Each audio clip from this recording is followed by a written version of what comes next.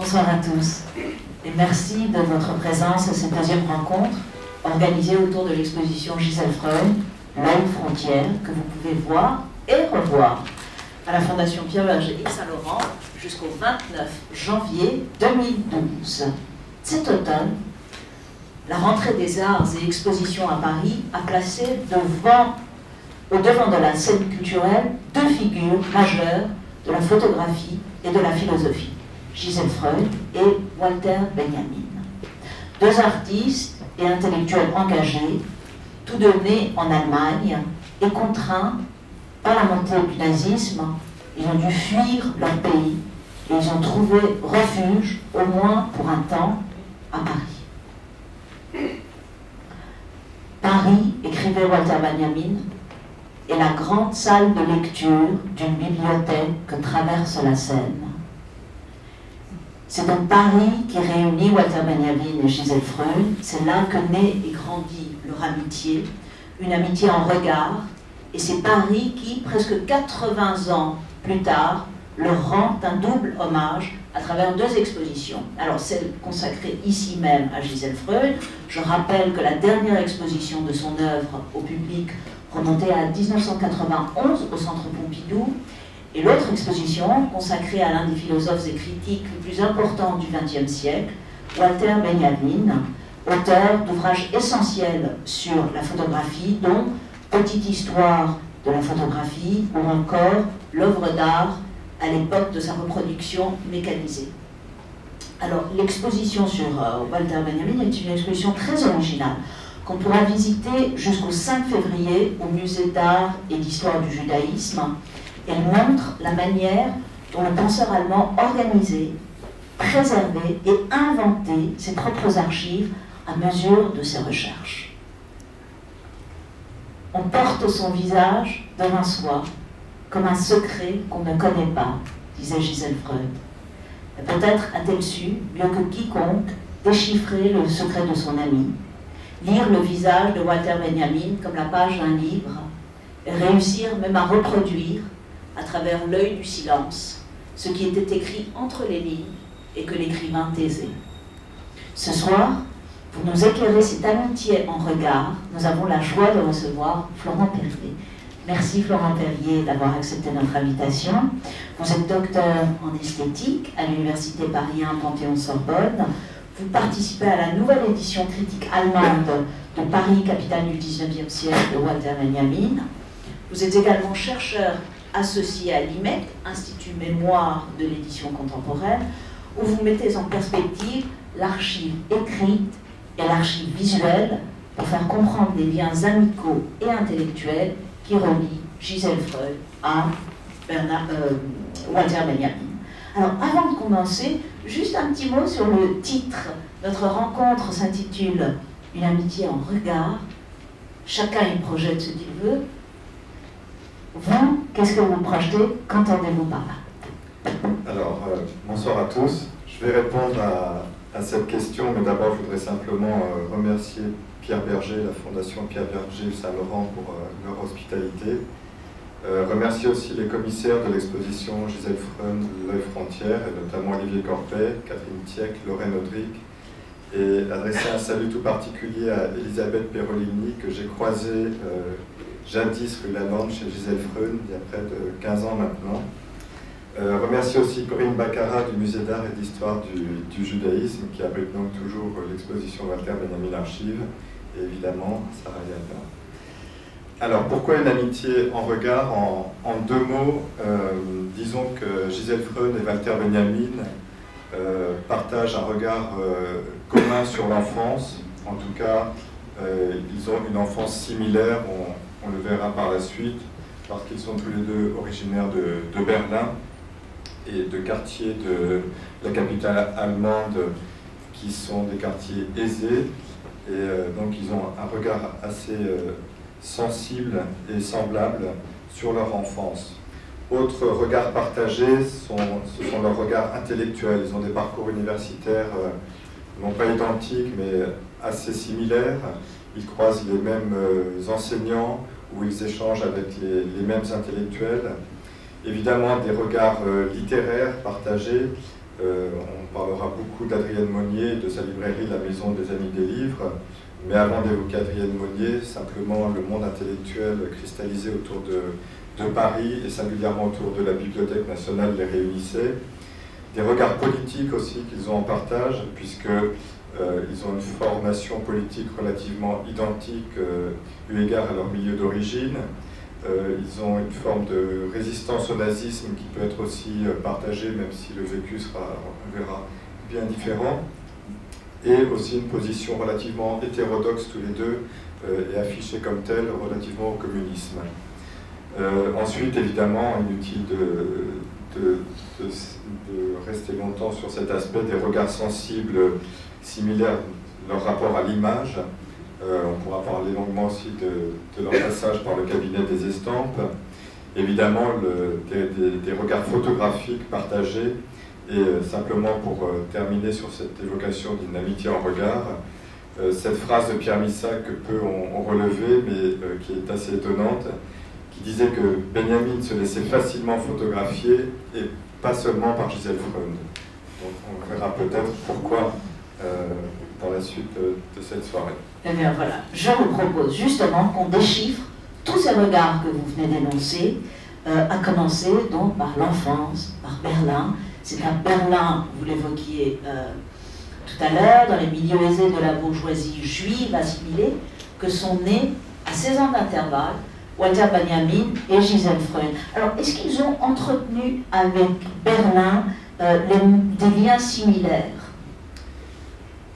Alors, déjà, on peut retracer biographiquement leurs similitudes, leurs différences. Benjamin est né le 15 juillet 1892 à Berlin, dans les beaux quartiers de l'Ouest. On reparlera de son suicide, mais je le mentionne tout de suite, il est mort le 26 septembre 1940 à Portbou. Gisela Freund, elle est née le 19 décembre 1908 aussi à Berlin, à Schöneberg, et décédée le 31 mars 2000 à Paris. Alors les deux étaient effectivement issus de familles aisées de la bourgeoisie juive assimilée, et toutes deux familles installées depuis des siècles en Allemagne. Le père de Walter Benjamin avait notamment investi dans le commerce des objets d'art et des antiquités, il fut aussi commissaire-priseur. Le père de Gisèle Freund fut collectionneur, notamment de Caspar David Friedrich, et cette sensibilité pour le romantisme allemand que partagera sa fille, Gisèle Freund, se retrouve aussi dans le premier sujet de thèse de Walter Benjamin, qui était consacré au concept de critique esthétique dans le romantisme allemand.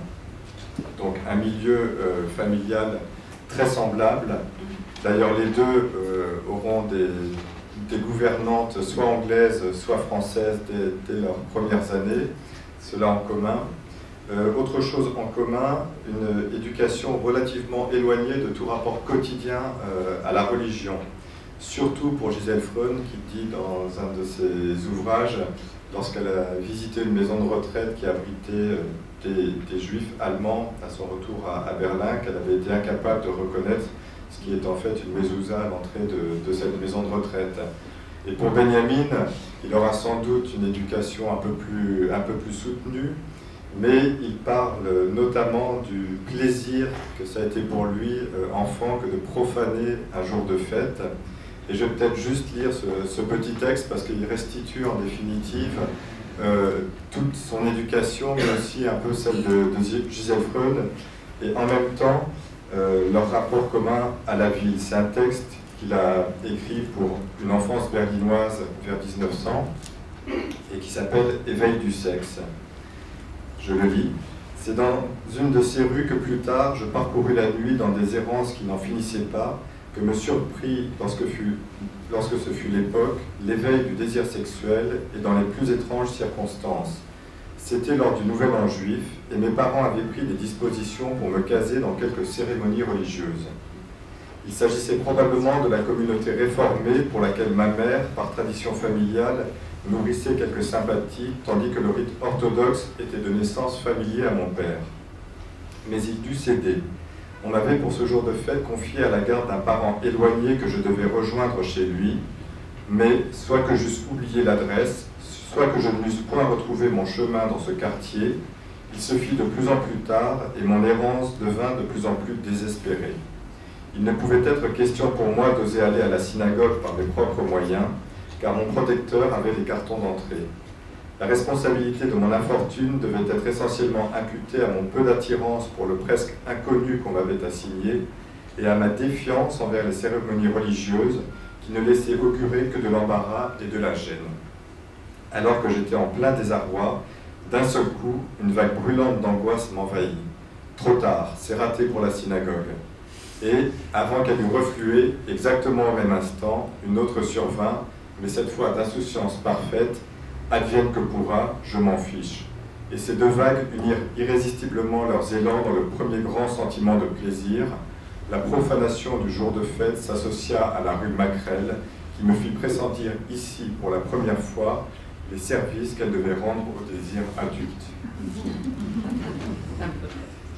Alors, on retrouve aussi, autant chez Gisèle Freund que chez Walter Benjamin, une même passion bizarrement pour la fête de Noël, pour les cadeaux en grande quantité, pour le repas partagé avec les domestiques et pour les chants traditionnels, généralement exécutés par la maman au piano. Donc, pour les deux aussi, aucune éducation politique réelle, aucune conscience politique réelle avant la fin de l'adolescence, et un même étonnement lors de la découverte de la pauvreté extrême du prolétariat berlinois. Je cite ce petit texte encore d'Enfance berlinoise qui s'intitule « Mendiants et prostituées » de Walter Benjamin. Donc, j'étais dans mon enfance prisonnier du vieil Ouest et du nouvel Ouest. Mon clan habitait alors ces deux quartiers avec une attitude où se mêlaient opiniâtreté et fierté et qui faisait d'eux un ghetto qu'il considérait comme son fief. Je demeurais enfermé dans ce quartier de possédants sans en connaître d'autres. Les pauvres, pour les enfants riches de mon âge, c'étaient seulement les mendiants. Et ce fut un grand progrès de la connaissance lorsque la pauvreté m'apparut pour la première fois dans l'ignominie du travail mal payé.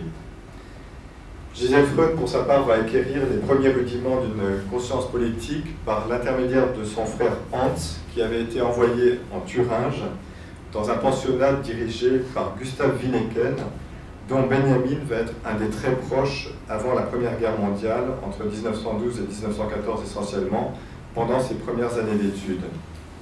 Donc on peut dire que là, tout ce que j'ai énuméré sont un peu les points communs d'une même enfance aisée à Berlin.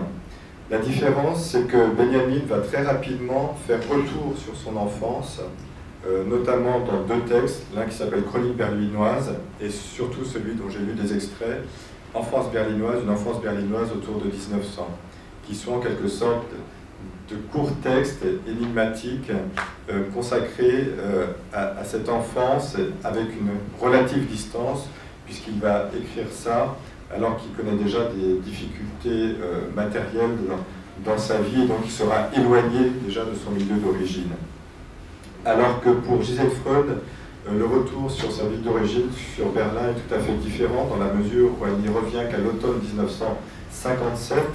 Elle part de Berlin en 1933, elle ne revient qu'en 1957. Et là, elle a un sentiment d'oppression. Tout était détruit. Les noms des rues étaient changés, et elle précise que la rue qu'elle habitait, le nom en avait été changé parce que le nom d'origine était celui d'une personnalité juive et qu'il avait été changé évidemment à l'avènement du nazisme. Et puis qu'il n'y a plus que des terrains vagues. Elle dit « plus rien du quartier de mon enfance ». La ville était devenue complètement étrangère à Gisèle Freund, et même après 1989, même après la chute du mur de Berlin.